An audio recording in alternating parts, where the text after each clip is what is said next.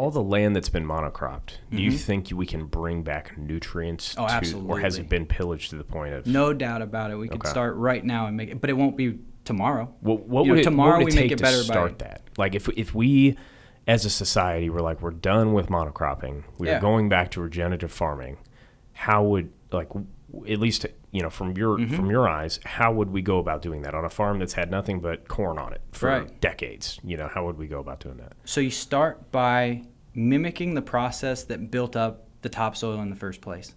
And that was done by some forces that aren't here anymore. We used to have, mammoths and 9-foot beavers and like giant ecosystem. 9-foot beaver? Oh yeah, that's a real thing. Yes, the giant beavers. Can you imagine remarkable. A 9-foot beaver? Imagine the pond they would make. Like this thing would take down forests. Jeez. But there were, certain forces on the land that made us build topsoil over the years and years.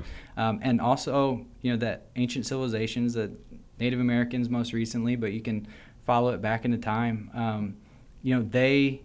They managed the land for humans, and so they used fire. They burned fields that were starting to grow up with saplings to keep it in grasses, and then when those new grasses would come up, the buffalo would push through there, and then the buffalo would be moving in a tight herd because they had predators on the outside, wolves that didn't let them graze around like our cows who graze around and walk the same path back and forth and sleep in the same place and poop in the same place and muddy up the water. It's like, now there's a force, there's a predator on the outside, and so they have to move around. And it's like, if we can mimic that, which is what regenerative agriculture really is, if we can mimic those natural ecosystem processes, then we can start to rebuild the abundant land that was. So you have to cycle the cattle through different pastures, essentially. Yeah, that's a great example. And one thing that I do on my ranch is we use electric fence, and we move the animals maybe 2 or 3 times a day. 4 times a day would be ideal.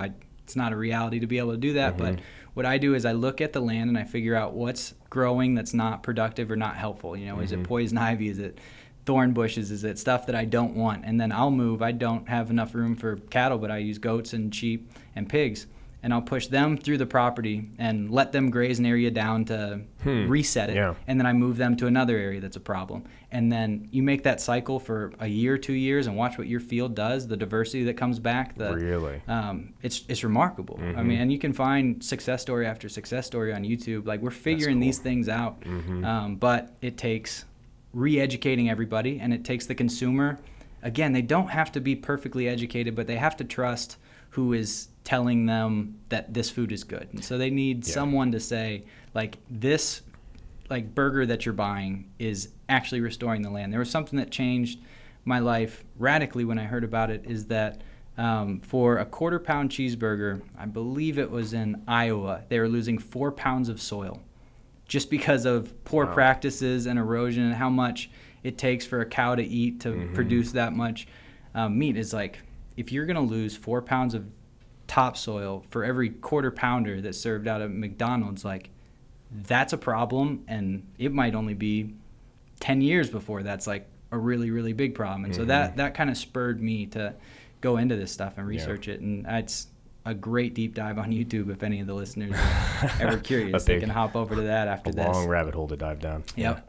That's interesting. Do you ever plan on getting cattle, or? Yeah, absolutely. Yeah, it's just what tools are available to me. So that was one other reason why I left my previous company, was because the only tool that I really had was an excavator there. And I love excavators. They're awesome, very useful tools, but I wanted to learn how to use other tools. And animals are one of those tools to restore the land. That is awesome. So that's been my last couple years, is figuring out how to use those effectively. Have you been able to enact that on anybody's land yet?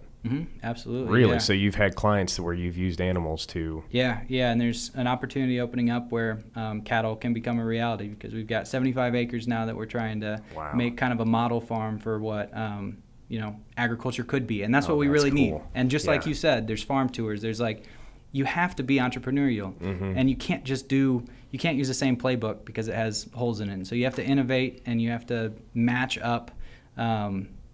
There's no one size fits all approach. You have to adapt and understand the land and be able to read the land, and that's a developed skill. But the more that we can kind of prove the concept then the more it can scale.